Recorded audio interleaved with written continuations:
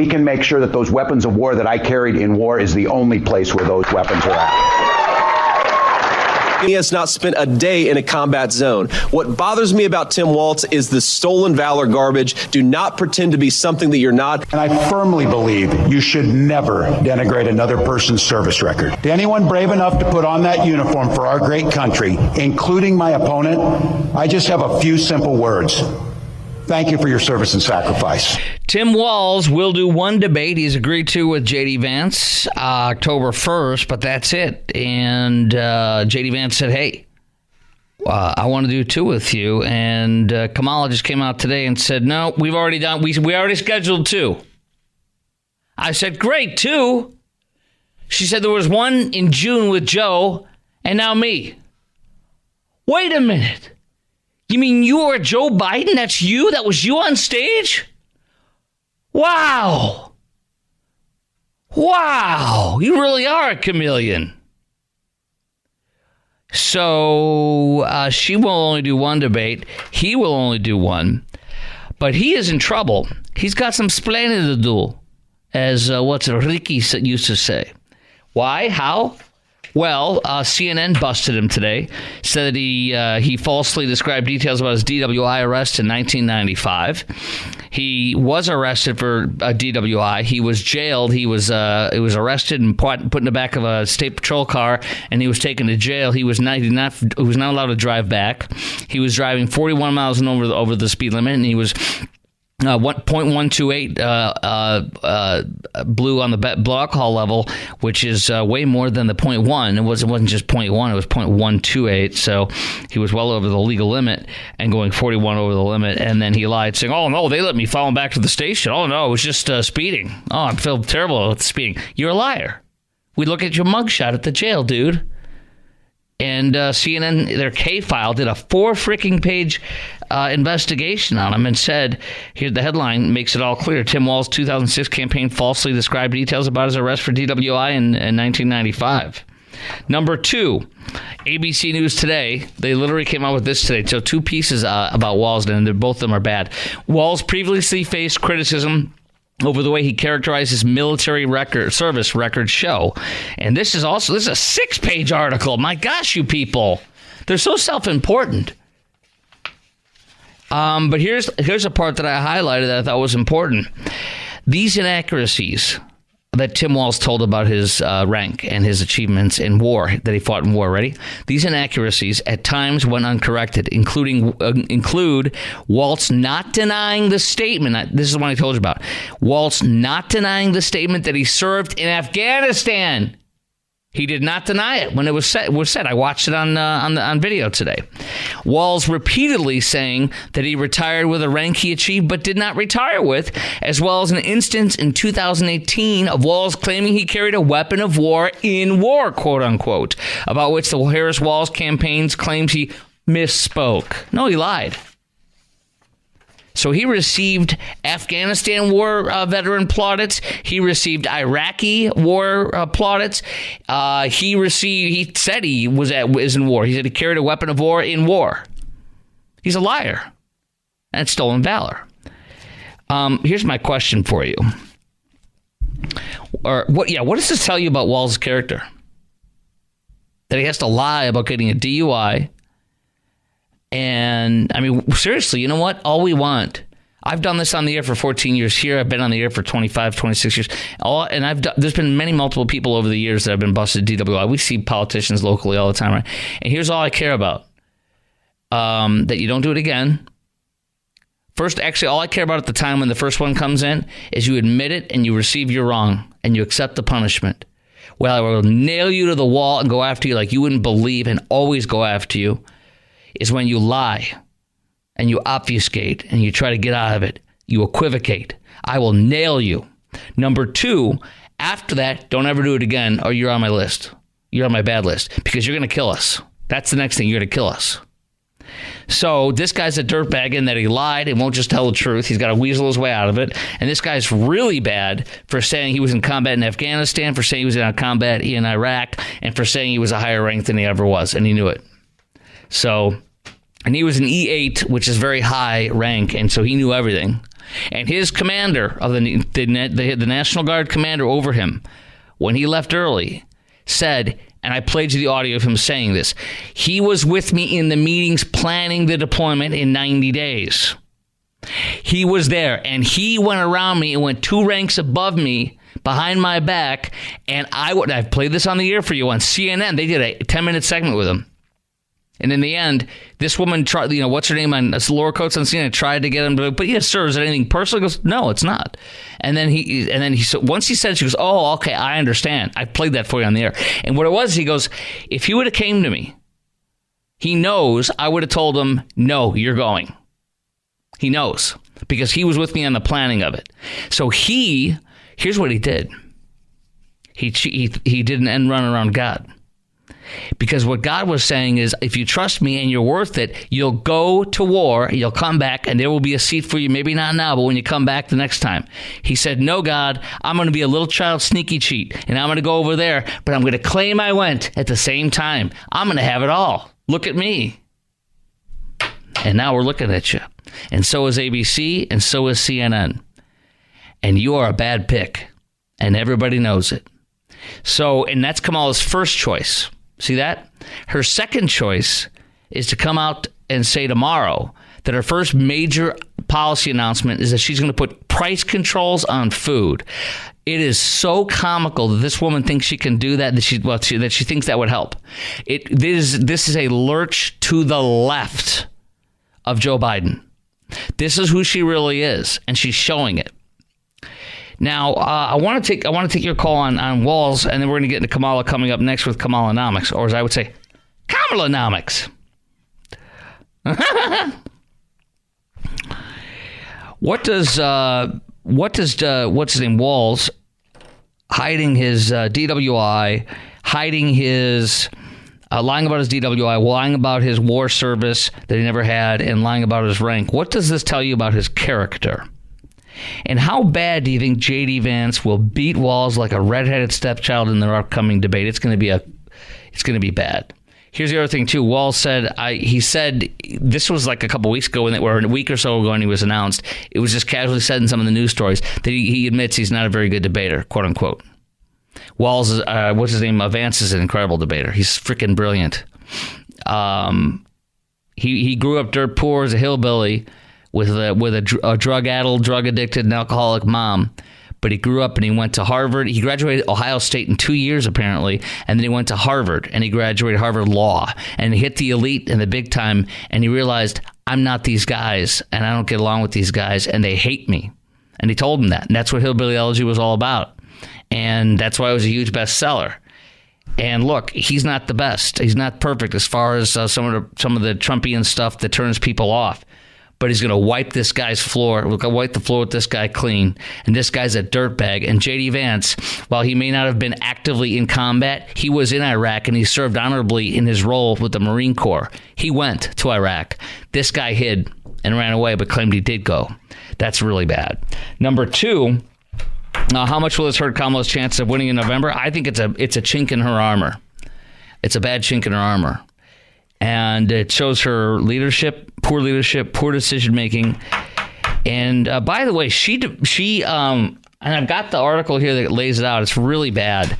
There's a convicted rapist and two or three convicted murderers who she freed after she said, "Hey guys, when George Fentanyl died, St. George Floyd, blessed be his name." When he died, a few days later, and the riots were happening, Minneapolis is burning down, she says, guys, we need to contribute to this thug fund, this Minnesota bail fund. And it went $14 to $30 million higher after she put it on her Facebook and shared it. It was tiny. It had 330,000 in it. She got it to 14 or 15 or 20 million something. And the company that bails them out literally said on the record, the entity that bails them out, that she said the Freedom Fund, he literally said, and it's on tape, I played it once recently, but he said, I don't even look at what they did. I just bail them out. That they don't even care if it's rape, if it's arson. They just aggravated assault with a deadly weapon. They bail them out, and she did that, and she freed a man who would kill after that. She freed a woman who would kill after that, and she freed a man who raped after that. And there's many more. I've got the article that came out today. It's getting in the granular who these people's names are, what they did, how she freed them, and that's Tim Walz, his wife. I played it for you last night. I played it for you before. She said. He let it burn. He froze for 3 days. Minnesota National Guard. Finally, he broke down, and after Trump was saying it, and everybody was saying it, put the Minnesota National Guard out. He said they're just 19-year-old cooks. They put it down that day, and then later on after this, there was Senate hearings, and at the Senate hearing, the head of the National Guard was asked, if you were called on day one, would you have ended it? Yes, he said, we would have. It would have been over, as it was when they showed up on day 3 immediately. That's so he froze, and this is a bad move by her, and it shows that she is going to go further left than Joe, and that is very bad. And if Americans figure that out, the moderate ones and the moderate Democrats most likely, but most of the independents will walk away from her. They do not want that. All right, Rodney and Waco, you are coming up next at 9:17. Plus Kamalanomics. How do you think price controls at the food stores and grocery stores will go over with the free market and companies who may not respond in the way cackling Kamala wants them to? Next. Everything is so expensive nowadays that what do you prioritize? Like, do you prioritize eating over having a home? Do you prioritize having to pay to take a shower somewhere over getting a home? I think my biggest stressor right now is anything financial. Well, Kamalanomics. She is unveiling a plan to have price controls on food and grocery stores in an initiative she aims to pass in her first 100 days of elected. Now, I have many examples of why price controls are a disgrace and a joke and they don't work. I have 2 examples of manipulating prices or demand and supply. And they have operated, they've ended in disaster. None other than Richard Nixon tried price controls on food. It failed. And that's your Republican doing it. And then also, Jimmy Carter tried to ration gas, manipulating that too. And there's audio I heard tonight on Fox. So they were playing it back from the 70s. A woman was saying, this is ridiculous. I'm sitting here for 4 hours. I'm waiting in line from the early morning, and I still haven't gotten gas, and they're going to run out of it soon. I won't have any. She's like, I came here the other day because you had to go every other day depending on like your address or your license plate or something, and it was a disaster. This will bastardize the market and hurt the people she claims to be caring about. For example, in 1992, a poll of the American Economic Association, they polled, and 93% of the members of the American Economic Association agreed that if you do rent control, controlling the price of rent, it reduces the quality and the quantity of housing available. In fact, Javier Milei in Argentina, the new president of Argentina, they had rent control. He got rid of it. Inflation was at reaching 211%, the highest in 32 years. Rent prices were adjusted every 12 months. Leases had to last at least 3 years. It ended up distorting the real estate market and hurt both landlords and the tenants. So they tried to provide tenants more security, but by the end of last year, 1 in 7 homes in Buenos Aires was sitting empty as landlords chose not to rent them out in Argentine pesos. Deposits were capped. It was nearly impossible to end the tenancies early. In New York City, they have rent control, for example, and the people never want to go. They hold on to them, and the waiting list is extremely long. It bastardizes and hurts the market. What will food prices do? Well, let's look at the gouging. Kamala claims she wants to put price control on food. Well, last year, Kroger's this is amazing. Kroger's profit margin last year. Greedy grocers, 1.6% was their profit. Now, a year later, what is it? 1.4%. It's down 0.2%. They're at 1.4%. Now, what is Apple's profits this year? What? 26%. Now, why is she going after the 1.4% that's lowered from last year and not the 26%? Maybe because Apple's her buddy? Maybe she doesn't want to go after them? This woman is a fraud, but it will bastardize the costs. And my question is, how do you think price controls at food and grocery stores will go over with the free market and companies who may not respond in the way Kamala wants them to? It'll increase supply, it'll increase demand and lower supply, and that will lead to a lack of food.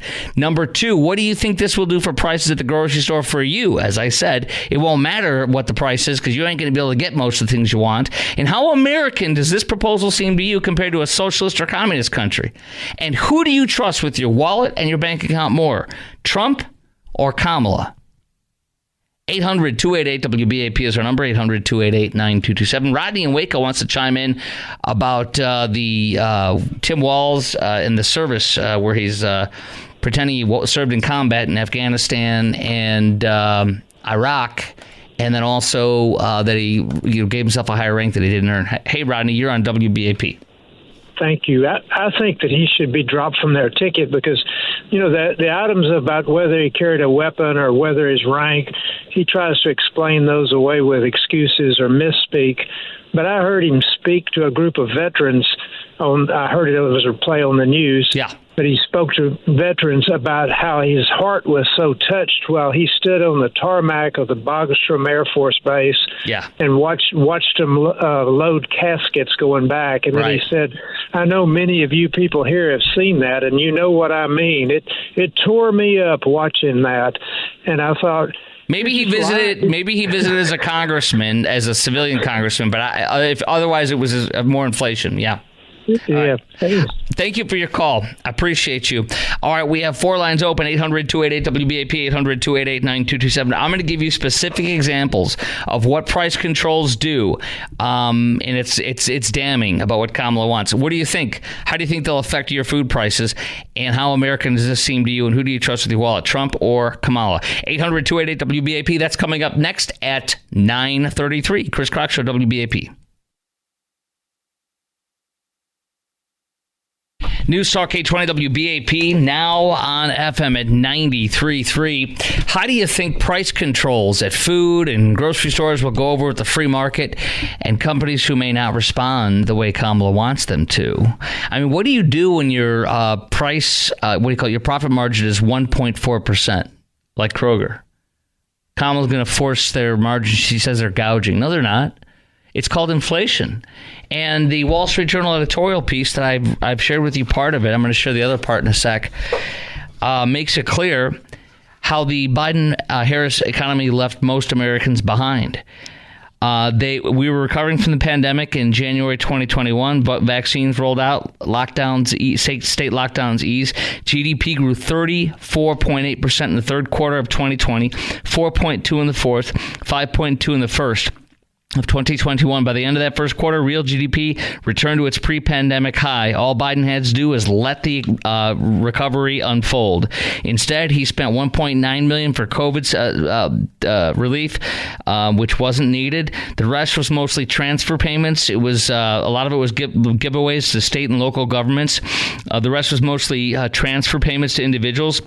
It resulted in people having a high amount of money, they said. By mid-2021, Americans had $2.3 trillion in excess savings, equivalent to roughly 12.5% of disposable income. So much money chasing too few goods fueled inflation. The White House blamed corporate greed for inflation. It peaked at 9.1 in June 2021, even as the spending party in Washington continued, they say. $1 trillion full of green pork and money to the states passed in 2021 under Biden. $280 billion CHIPS Act and Biden's Green New Deal, aka the Inflation Reduction Act, which Goldman Sachs estimates will cost $1.2 trillion. Do you see what he did?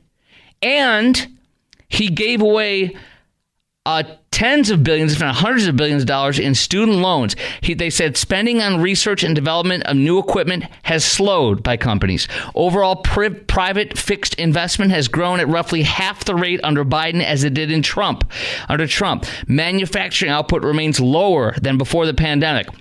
Magnifying the market misallocations, the administration conditions subsidies on businesses as long as if they advanced paying union level wages, providing child care to workers. It boosted food stamps, eligibility for Obamacare subsidies, waved away hundreds of billions of dollars, not tens of billions, hundreds of billions of dollars in student loan debt. The result, $5.8 trillion. $5.8 trillion TR in deficits during Biden's first 3 years. The man put $2 trillion of cash out there and debt that we could not pay for when it didn't need to be done. The Journal says, they say that's twice as much. Listen to this. Talk about the spending. People say, well, Trump spent. No. Biden spent twice as much as Trump during his entire he spent twice as much as during Trump's presidency. In 3 years, he spent twice as much as Trump in Trump's 4. And the highest inflation he caused now, because of that, Biden, the highest inflation in 4 decades we've gotten under him because of he and Kamala's prices. Now, remember, Kamala said Bidenomics is working 5 times in the past year, and she's actually going to be even more to the left of Joe's policies tomorrow when she announces price controls.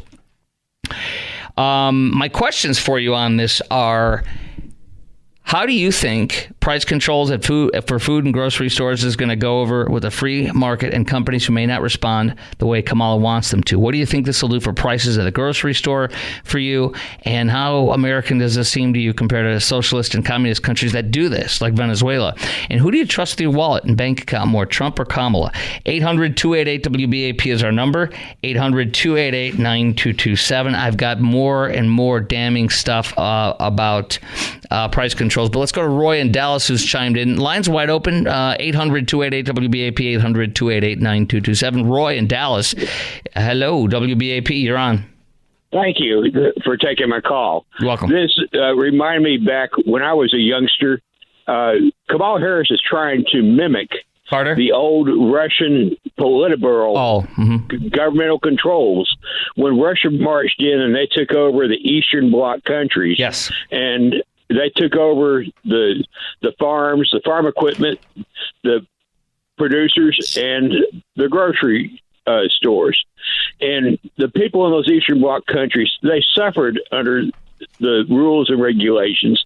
Some of them were handed a coupon book. And that coupon book, say, for example, you want a loaf of bread, well, you had to use that coupon, but that coupon you used was for one loaf of bread, if there was a loaf of bread available. Yes, if. And furthermore, those who swore allegiance to the Russian Soviet Communist Party, well, those people were rewarded. Whereas the others, the poor and the middle class, they practically starved and went hungry. And especially during those harsh Russian and Eastern Bloc country winters. And further, look at now. Since 2022, since the Ukraine and the Russian war began, Russia's inflation rate has climbed up and soared. Correct? Yeah. Okay. Further, this is what Kamala Harris and whoever is inside the White House is advising her, and it may be connected to the Russian government as well. Is she siding in with Vladimir Putin? This is the same thing as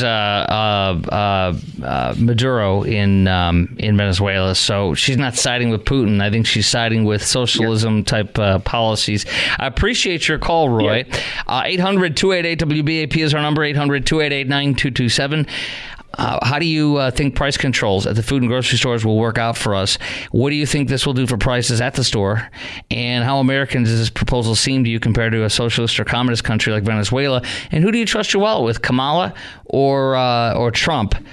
Let's go to Paul in Clifton. Paul, you are on WBAP. Yeah, thank you. Enjoy your show. I'm a small farmer and cattle raiser, and I just think most farmers are not going to grow crops if they're going to give them less or the same amount of what it costs to grow the crop. Grocery prices go down. If their prices have to go down, then your profit will go down, their profit will go down, and that means you're going to have to pay less. And then what does that mean? Are you going to make more or less? I'm not going to do it. Right. I'm not going to take a loss. I'm not going to break even. With the policies we have now, my fertilizer went from $250 a ton all the way up to $750 to $1,000 a ton because of fuel. Yeah. So and fuel is because of what Biden and Kamala have done with putting puckering up the sphincter, if you will, on the fuel supply and the regulations. Completely. Yeah. And inflation.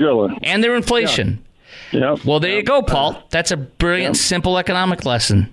It is, and if you raise cattle, you'll find out real quick that trying to break even is hard enough, but trying to make a profit is even harder. And why is that? Because the feed and the fertilizer to make the feed, or of course, yeah. It's fertilizer is petroleum based, and anytime Democrats get in there, all they do is stop drilling. They want to put all the regulations on the drilling. It goes up. It drives the deliver free everything up. She wants to ban fracking. She wants to ban offshore leasing and drilling. That's it. Appreciate your call. Now, here's more on the Wall Street Journal piece on why price controls will be a disaster. Well, why Biden-Kamala economics is bad. And I have a piece on why price controls is a disaster. 800-288-WBAP is our number, 800-288-9227. Chime in now. Line's wide open. Here's University of Chicago economist Harold Demps gave a talk in 1970. He used an analogy that many critics of price controls still use. He said he told his audience that using price controls to reduce inflation is like responding to cold weather in Winnipeg by breaking the thermometer.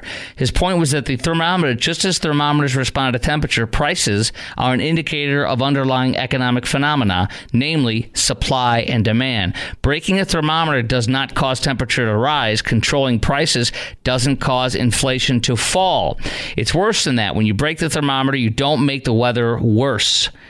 But when a government controls prices, it makes the economy worse by causing shortages. You will have food shortages if she puts price controls on. And last, we're going to talk to my incredible friend and sponsor and CPA, my CPA, about these policies, about Trump's tax policies that they announced today, and versus what Kamala will do with these price controls. He's got a lot to say about that next from an expert's perspective. But here we go. From the Journal. The Federal Reserve, because of $5.8 trillion of unnecessary spending in 3 years of Biden-Kamala, the Federal Reserve had to raise rates higher than it otherwise would to have to offset the monetary and fiscal gusher. Higher rates pushed up mortgage costs for new home buyers. Seriously delinquent auto loans and credit cards are higher right now than at any time since the immediate aftermath of the 2008-2009 recession. Harris boasts 16 million jobs during Harris-Biden presidency, but most of these, quote, new jobs are backfilling losses from the pandemic lockdowns. The U.S. has fewer jobs right now than it was on track to add before the pandemic. Less jobs than before the pandemic. Biden-Harris spending has yielded little economic bang for the taxpayer buck. Washington has borrowed more than $400,000 for every job, every additional job it added under Biden. $400,000 for every job. Compared to Trump's first 3 years, most new jobs are concentrated in government and social assistance. Those are government-made jobs, not jobs. They are blitzing businesses also with costly regulations. Harris is promising the same economic policies with a shinier countenance. Don't expect better results, says the Wall Street Journal editorial board. Next, we're going to hear what an expert and my CPA and sponsor, Randy Martin from IRSprob.com, says about all this.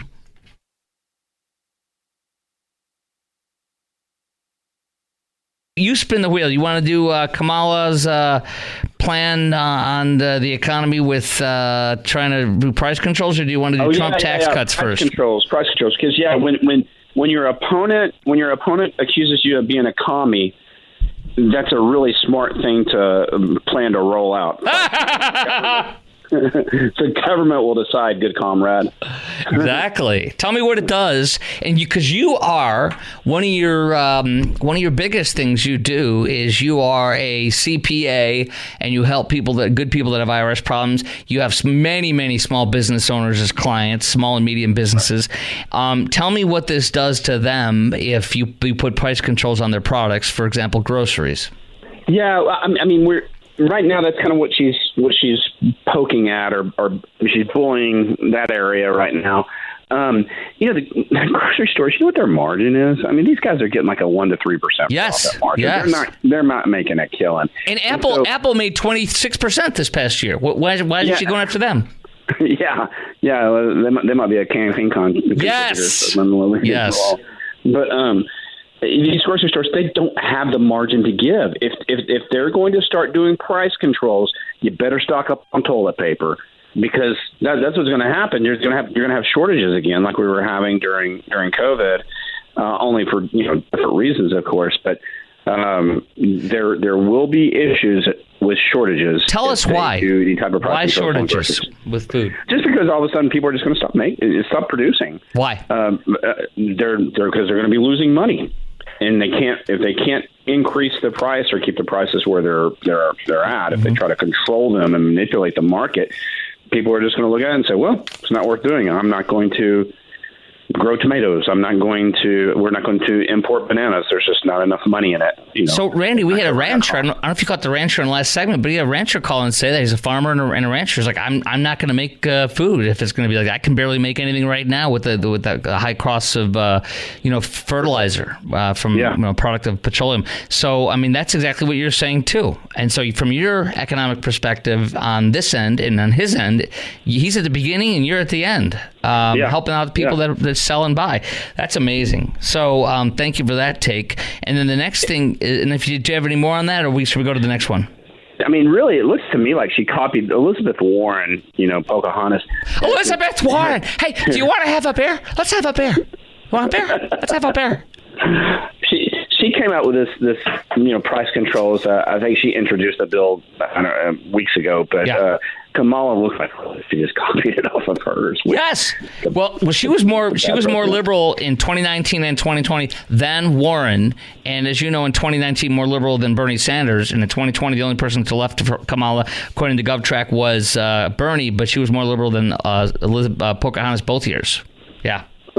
Yep. So, Randy, tell me this. That's from GovTrack. Trump goes big on tax cut promises in Harris pre-buttal. Tell me what you like about what he's offering and what you think about what he's offering. I don't know if you want to go through some of it, but however you want to do it.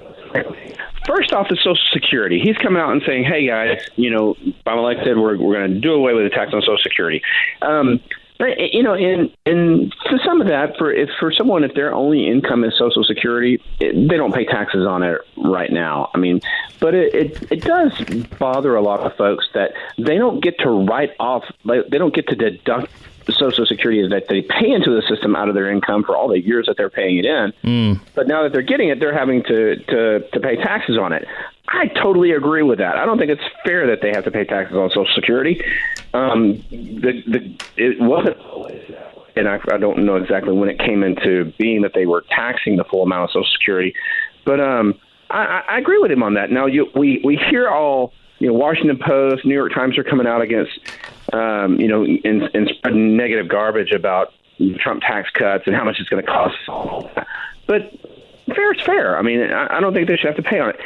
Another thing there that he's hitting on, and I think Kamala has taken this her campaign, the tip. Kamala stole his idea and pretended like it was her idea. It's amazing. Right, it's amazing. Right. Stop tax on tips. Yeah. If you look back in high school when I worked at good old Cajun Catfish in Rockwall, Texas, we it's no longer there. May rest in peace.